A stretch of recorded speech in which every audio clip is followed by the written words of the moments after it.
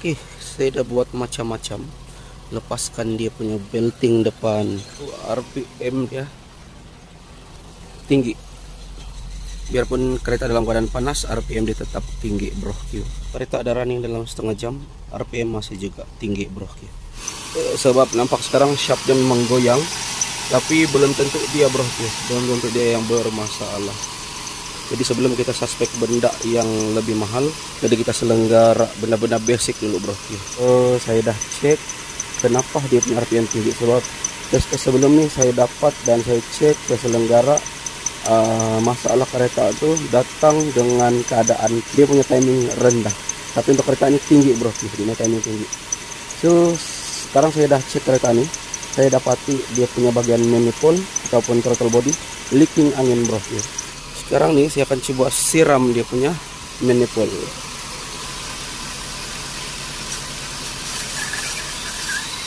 Oke, engine mati. Bila saya siram dekat sini, dia akan ada satu bunyi yang akan tarik airnya masuk dalam engine. Oke, engine rasa nak mati, bro.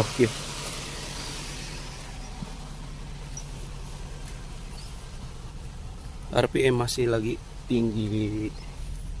Oke, kurang boleh nampak dia punya asap nih. Ini menandakan dia punya manifold bocor angin, bro. Dan saya suspek ini adalah salah satu punca yang menyebabkan dia punya RPM tinggi. Beberapa throttle body sebenarnya sebelum nih 1, 2 RPM masih juga tinggi, bro. Ya, jadi saya coba kesan masalah tuh kenapa RPM masih juga tinggi, sedangkan yang sekarang itu adalah throttle body yang ketiga. Tapi sama juga, bro.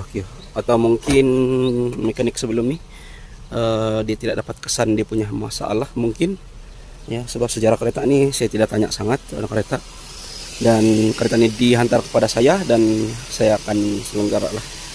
So senang saja nak kesan dia punya manifold bocor atau tidak. Kita cuma perlu curah air dan memang dengar satu bunyi lah. Okay.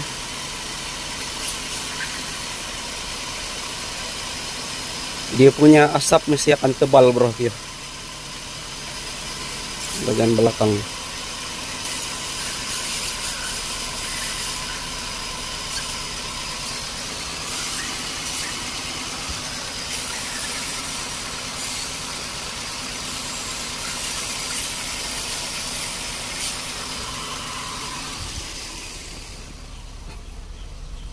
Ini dia punya asap.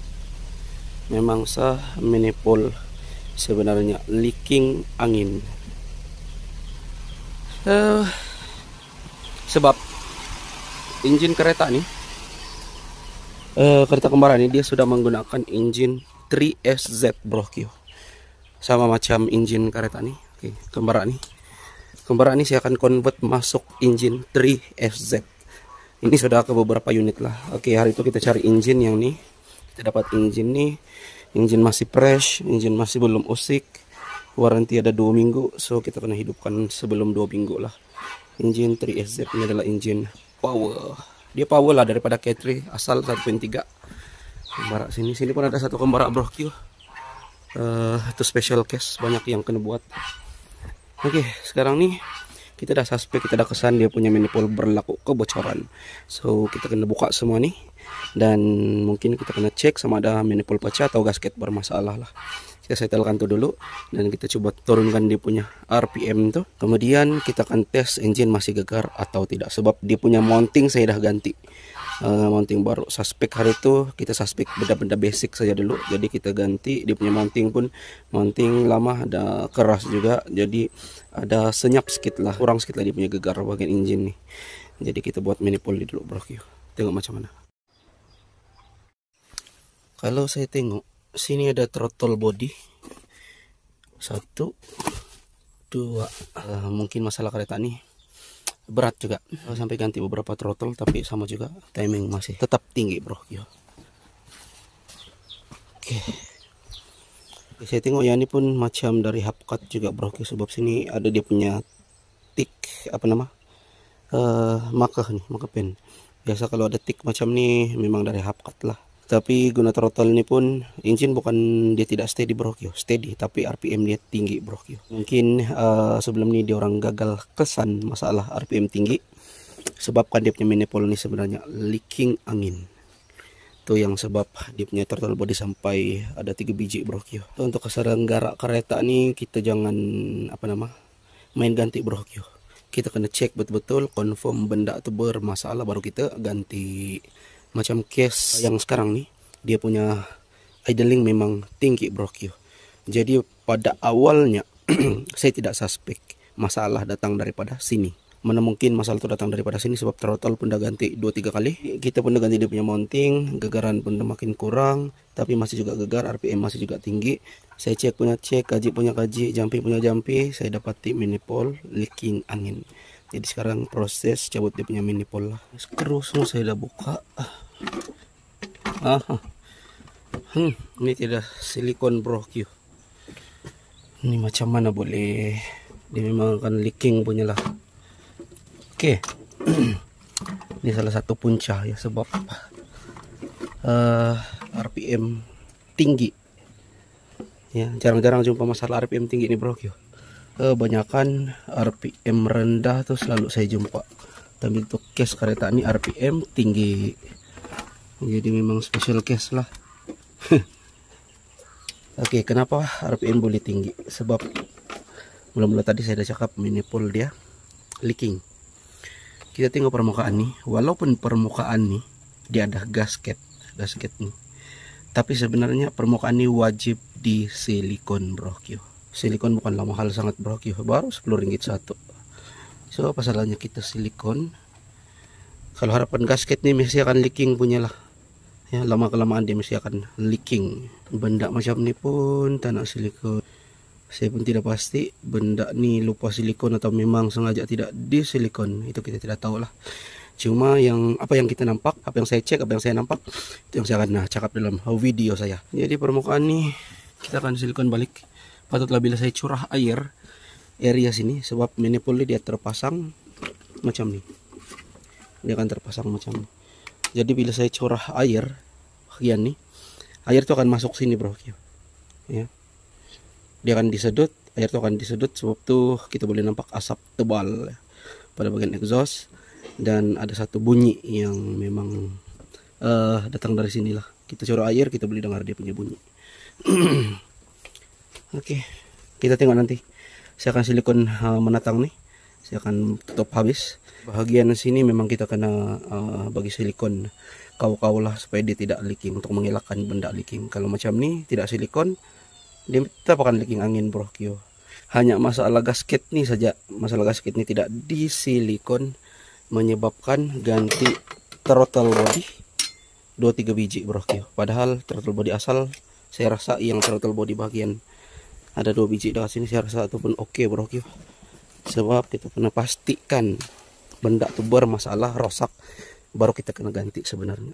Tapi saya tengok ada 1, 2. Tengok throttle body ini masih cantik. Tapi ini pernah buka bro Q. Ini saya tengok macam pernah buka. Ya, mungkin juga bermasalah, mungkin tidak. Tapi udah ganti throttle body pun sama juga, dia punya RPM tetap tinggi. Sebab masalah dia bukan daripada throttle, tapi masalah daripada dia punya manifold nih leaking angin. So untuk troubleshoot masalah nih kadang-kadang pening juga bro. Lagi-lagi kita sambut kereta daripada bengkel ataupun pemain macam tuh. So, nanti kita tengok macam mana. Dia punya RPM sebelum nih, walaupun kereta dalam keadaan panas, RPM dia akan berada atas 1000. Dia tak akan turun bro Q. Jadi kita tes nanti. Saya silikon benar nih. Gasket pun masih oke sebenarnya, masih belum keras dan memang pernah diganti saya tengok. Tapi kesilapannya di sini, permukaan ini tidak di silikon yang menyebabkan leaking angin bro Q. Masalah kecil saja tapi efek dia besar. Maksudnya sampai ganti throttle body lah. Oke. Kita lap silikon, palet silikon bukannya susah manah pun bro Q. Tidak makna hanya silikon akan lari masuk bagi dalam engine. Jadi guys semacam inilah yang macam mana mau cakap apa. Alah, setakat silikon saja 10 ringgit 20 ringgit dah lah.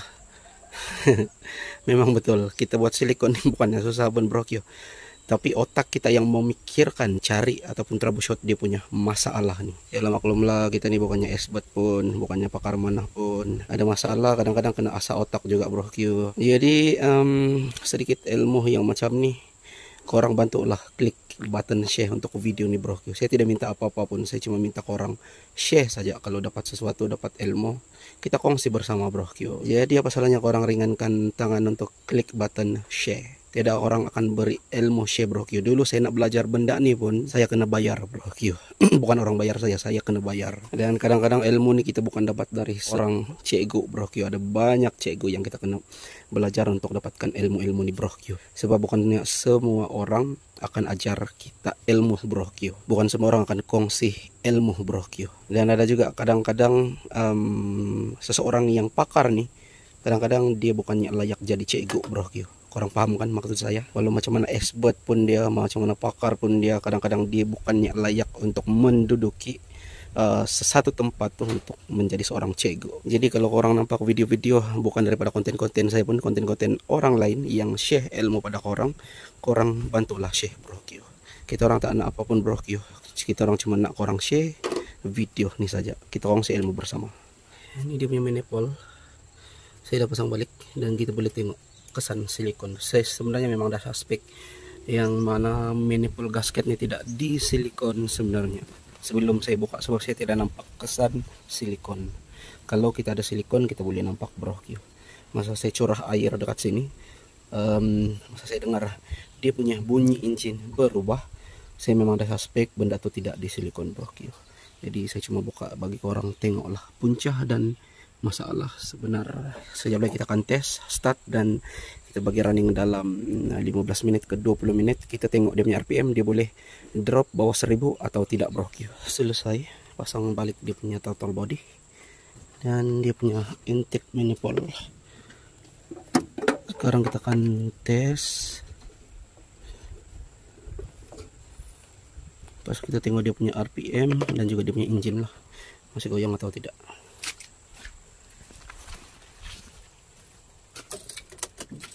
Engine dalam keadaan sejuk.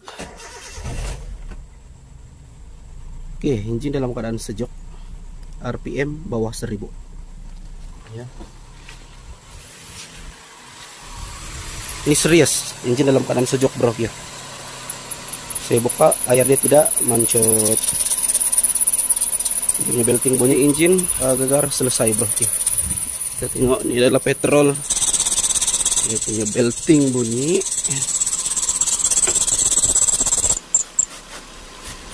Oke, sekarang engine dia normal bro. Sebenarnya ada kawan datang bengkel dan dia tengok-tengok saya sebab saya tengah cek kereta nih, dan dia pun bertanya apa masalah. Saya cakap engine gegar kuat. Dia cakap confirm guarantee shaft bawah bermasalah. Coba kalau kita tengok mata kasar, shaft ini memang goyang, tapi saya pun ada suspek juga sebenarnya bagian shaft bawah tuh pada mulanya. Tapi macam biasalah, sebab saya ini jenis saya nih, saya tidak suka terus-terus suspek benda yang besar, benda yang mahal. So kita try buat basic dulu, macam kita tengok dia punya keadaan engine mounting pun macam sudah lama tidak diganti, kita ganti itu dulu. Dan ada kurang lah dia punya gegaran engine bro. So kita cari-cari lagi dia punya masalah, dan saya dapati last saya dapat kesan masalah pada manifold. Dia punya manifold sebenarnya leaking angin bro. Dan korang sudah tengok dia punya engine sekarang dalam keadaan stabil ya. RPM, kita tengok RPM sebelumnya memang tinggi lah dan makan minyak.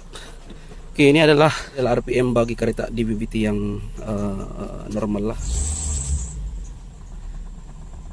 Oke, kita on aircon. Oke, kita on aircon pun masih dalam bawah 1000, kurang lebih 20 menit. Dia punya kabel filter pun saya dah pasang bro. Dia punya gegaran engine dah balik normal bro.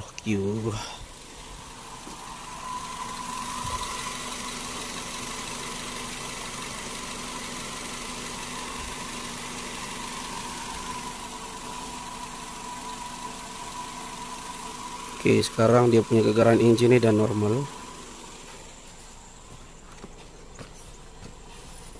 RPM bawah 1000. Kita try on aircon. Dia punya blow ada bising semuanya nih. RPM masih bawah 1000 brokyo. Ini adalah RPM ataupun idling kembara di BBT yang normal. Bila kita on dia punya icon, kita off dia akan turun. Oke, sebelum nih engine sejuk atau panas, dia punya RPM sama juga brokyo, 1100 dia punya RPM ya. Dan dalam keadaan kereta macam tuh, dia punya petrol akan memang makan kuat lah, sebab RPM dia terlalu tinggi. Ini bagi di BBT normal lah. Masalah engine gegar ini dah settle. Sekarang nih saya cari masalah dia punya pulih nih gegar kuat. Apa sebab? Dalam 4 video pertama saya dah tengok dia punya pulih bagian shaft nih goyang brokyo. Jadi bila saya buka dia punya pulih nih, sebab nak buat dia punya leaking oil, saya nampak dekat sini sebenarnya dia punya pulih nih salah pasang pin nih. Dia kena ngam-ngam duduk dekat sini brokyo. Dia tidak boleh salah. Kalau salah, dia punya pin tuh boleh patah, ataupun bagian laluan pin nih dia boleh rosak. Masa pemasangan dia punya pin kena dekat sini, tepin. Jadi paksa ikat juga brokyo. Waktu telah dia punya pulih nih, dia pusing, dia tidak center.